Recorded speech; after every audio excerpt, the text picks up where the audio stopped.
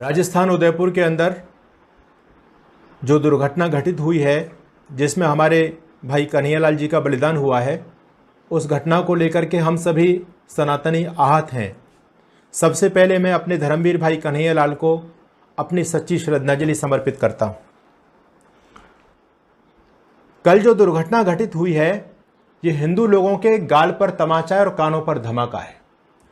अगर इतना सब कुछ देखते हुए भी हम लोग जाग नहीं पाते हैं तो ये बात बिल्कुल सत्य है, सिद्ध है कि अब हिंदू केवल सोया हुआ नहीं है, बल्कि हिंदू मर चुका है। मुझे बड़ा दुख हो रहा है इस बात को कहते हुए। आज भी हमारे बहुत सारे मूर्ख हिंदू प्रेम और भाईचारे की बात कर रहे हैं। कल की दुर्घटना पर बहुत सारे राजनीतिक लोग अपनी राजनीतिक रोटियां सेक रहे हैं।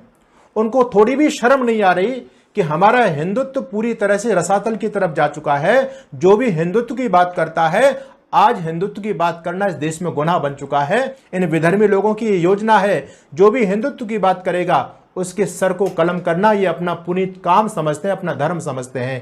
क्योंकि इनकी जन्नत इनको तभी नसीब होती है जब ये काफिर लोगों का वध करते हैं, उनके सर को काटते हैं। एक काफिर को मार करके ये लोग अपनी जन्नत में सीट रिजर्व करते हैं। तो ये इनका धर्म ग्रंथ इस बात को बता रहा है, इनको प्रेरित कर रहा है कि जितने ज्यादा से ज्यादा काफिरों को तुम मार दोगे, उतना ही तुमको जन्नत में तुम्हारा स्थान सुरक्षित होता चला जाएगा। मैं आपको बताना चाहता हूं, यह दुर्घटनाक्रम केवल आज से नहीं है। जिन जिन लोगों ने हिंदुत्व को जगाने का काम किया है, इन विधर्मी मुसलमान लोगों ने उसका सर कलम किया है। चाहे वो स्वामी श्रद्धानंद जी महाराज हों, चाहे धर्मवीर पंडित लेखराम जी हों, चाहे हमारे आदरणीय महाशय राजपाल जी हों, चाहे हमारे आदरणीय कमलेश तिवारी हों, और आज हमारे भाई कन्हैयालाल के साथ में जो दुर्घटना घटित हुई है, आप लोग सब जानते हैं। तो मैं आपको यह बताना चाहता हूं, आपसे यह पूछना चाहता हूं, अगर यह सब कुछ ऐसे ही चलता रहा तो आखिर आने वाले समय में इस सोई हुई हिंदू जाति को जगाएगा कौन? इसके लिए लड़ेगा कौन? अरे पहले जिन लोगों ने तुम्हारी हिंदुत्व की लड़ाई लड़ी, उन लोगों के सर कलम कर दिए गए। जो आपके हिंदुत्व की लड़ाई में, इस धर्म युद्ध में लड़ रहे हैं, उनके समर्थन में यदि कोई बोल जाता है तो उसकी भी गर्दन काट दी जाती है। यह सब कुछ आपके देश में चल रहा है। दूसरी तरफ हमारे अपने ही गद्दार, मैं उनको गद्दार कहता हूं, हिंदू नहीं कहता, जो इतनी सारी दुर्घटनाओं को देखने के बावजूद भी आज भी उनसे प्रेम की अपेक्षा करते हैं, उनसे भाईचारा बताना चाहते हैं। अरे मैं आपसे यह कहना चाहता हूं, इन लोगों से कभी भी भाईचारा क्या संभव हो पाया?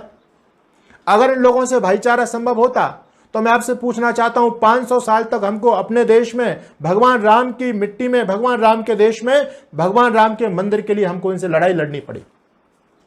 इस देश में जमीनों की कमी नहीं थी, लेकिन जितने भी ये आक्रांता इस देश में आए, सबने हमारे मंदिरों को तोड़ करके मस्जिदें बनाई। अगर इनके मन में थोड़ा सा भी प्रेम होता, इनके मन में थोड़ी सी भी मानवता होती, तो कोई भी किसी के धर्म स्थल को तोड़ना पसंद नहीं करता। इनमें कितनी नफरत भरी पड़ी हुई है, ये बात इनके व्यवहार को देख करके आपको पता चलनी चाहिए कि आपके सारे के सारे धर्म केंद्र इन लोगों ने तोड़े थे, और तुम इनसे प्रेम और भाईचारे की बात करते हो। अरे आप तो गौ माता को पूजनीय मानते हो, गौ माता को रोटी देकर के तब आप प्रसाद ग्रहण करते हो। ये उस गाय को रोटी के साथ में खा जाते हैं।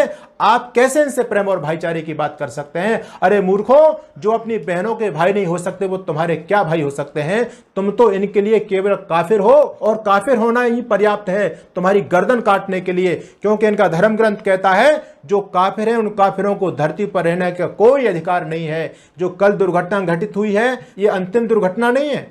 ये घटना घटित होने का क्रम प्रारंभ हो चुका है, क्योंकि इन काफिरों को धरती से खत्म करना इनका धर्म है। इनका धर्म ग्रंथ दिन रात यही शिक्षा दे रहा है। इनके जो मदरसे चल रहे हैं, उन मदरसों के अंदर इनके बच्चों को यही शिक्षा दी जा रही है कि जल्दी से जल्दी इस देश को दारुल इस्लाम बनाया जाए, और जो भी रोड़ा बनेंगे दारुल इस्लाम बनाने में, उनकी गर्दन काट दी जाएगी। ये इनका धर्म ग्रंथ इनको बता रहा है। मैं आपको बताना चाहता हूं, आपको काफिर कहते हैं, आज मैं भी आपको काफिर कहकर के संबोधित कर रहा हूं। हो सकता है मेरे सनातनी भाइयों को मेरा शब्द चुभ रहा हो, लेकिन मेरा शब्द नहीं है। यह शब्द इन विधर्मी लोगों के द्वारा दिया गया है। आप सब उनकी दृष्टि में काफिर हो, और काफिरों को धरती पर रहने का कोई अधिकार नहीं है, ये कि कुरान कहती है। मैं भी आपको कहता हूं, अरे सुनो काफिरों, मौत तुम्हारी उनके लिए विजय परचम है। आप लोगों ने देखा, जब उन धर्मांध मुसलमानों ने हमारे भाई कन्हैया कुमार की हत्या कर दी थी, तब वो किस प्रकार से अपना खुशी जाहिर कर रहे थे, अपने हाथों में कटार लेकर के, अपने हाथों में बड़े बड़े चाकू लेकर के, और इस बात को वो लोग कह रहे थे कि हमने अपने धर्म के लिए सब कुछ किया है, या अल्लाह तू इसको स्वीकार कर और हमको वो सामर्थ्य प्रदान कर, इस देश के प्रधानमंत्री की गर्दन भी हम लोग काटेंगे अपने धर्म के लिए। वो प्रसन्न हैं क्योंकि उनका धर्म उनको यही शिक्षा दे रहा है कि काफिरों को काटो। अरे सुनो काफिरों, मौत तुम्हारी उनके लिए विजय परचम है और तुम्हारी मानवता से ही तो इन दुष्टों में दम है। कितनी बार बताया तुमको पर तुम समझ नहीं पाए, कितनी बार बताया तुमको पर तुम समझ नहीं पाए। अरे ये सब तब तक ही अच्छे हैं जब तक इनकी संख्या कम है। तुम इनसे प्रेम और भाईचारे की बात मत करो, कभी भी आपके भाई नहीं बन सकते। आप मेवात में देख लो, 19 साल में 50 गांव से हिंदुओं को चाट गए पूरी तरह से। आप कश्मीर में देख लो, द कश्मीर फाइल को देख लो, कश्मीर फाइल के अंदर तो कुछ भी नहीं दिखाया गया है। इस हिंदू जाति पर जो अत्याचार इन मुसलमान लोगों के द्वारा किए गए हैं, कश्मीर फाइल में कुछ भी नहीं दिखाया गया। जो माँ बहन बेटी हमारी सुंदर सुंदर थी, उनको छांट छांट करके उनके साथ कितनी ज्यादा दरिंदगी नालायक लोगों ने की है। आप वीर सावरकर के मोपला को पढ़ करके देखिए, जब वो बहन मर गई, मरने के बाद भी 10-10 लोगों ने उसके साथ में बलात्कार किया था। ये इनकी संस्कृति बता रही है। मैं आपको यही बताना चाहता हूं, अब गफलत में रहने की आवश्यकता नहीं है। अरे हिंदुओं जाग जाओ, तुम लोग अपनी जातिवाद में बटे हुए हो। मुझे बड़ा दुख होता है, मैंने पूछा क्या दुर्घटना हुई, कहते हैं जी उदयपुर के अंदर एक दर्जी को मार दिया गया। अरे डूब मरो, शर्म आनी चाहिए तुमको। जो तुम्हारे धर्म के लिए बलिदान हो गया तुम उसको दर्जी कहते हो, उसको आज भी हिंदू नहीं कहते हो। ये जातिवाद जो तुम्हारे अंदर, क्षेत्रवाद और जातिवाद जो भरा हुआ है, यही तुम्हारे पतन का और मरने का सबसे बड़ा कारण है। और मैं आपको कहना चाहता हूं, जातियों में टूट टूट बढ़ते रहे हम, और कारण यही था, कई सदी कटते रहे हम।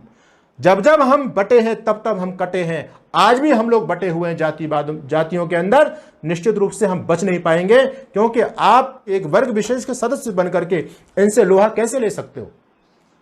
अगर आप यादव बनकर के लड़ेंगे आपकी संख्या कम है, जाट बनकर के, राजपूत बनकर के लड़ेंगे आपकी संख्या कम है, आप बनिया बनकर के लड़ेंगे आपकी संख्या कम है। और जिस दिन आप हिंदू बनकर के लड़ेंगे, जिस दिन मां भारती के सारे सपूत अपने आप को हिंदू कहलाने में गौरवान्वित महसूस करेंगे और सारे एकत्रित हो जाएंगे, ये उस दिन ये कठमूल्य आपके सामने आ नहीं सकते। ये कोई बहादुर जाति नहीं है, क्रूर और कायर हैं, चुपके से हमला करने वाले लोग हैं। इनका इतिहास गद्दारी का भरा पड़ा हुआ है। इन्होंने अपनी मां का दूध पिया होता तो चौराहे पे आकर के उसका सर कलम करके देखते, वहां पर भी धोखे से इन्होंने काम किया। किसी को भी देख लो, सबके साथ में धोखा इनके जीन के अंदर है, धोखा करना इनके खून के अंदर है। ये धोखे के साथ में वार करते हैं। हम लोगों को इनके साथ ज्यादा व्यवहार, और अब तो ये स्पष्ट हो चुका है। अब तक तो ये आपको सामान जो बेचते थे, कोई इसमें पेशाब डाल रहा था, कोई कुछ डाल रहा था, इतनी गंदी गंदी चीजें आपको दे रहे थे, उसका विश्वास तो ये लोग खो चुके।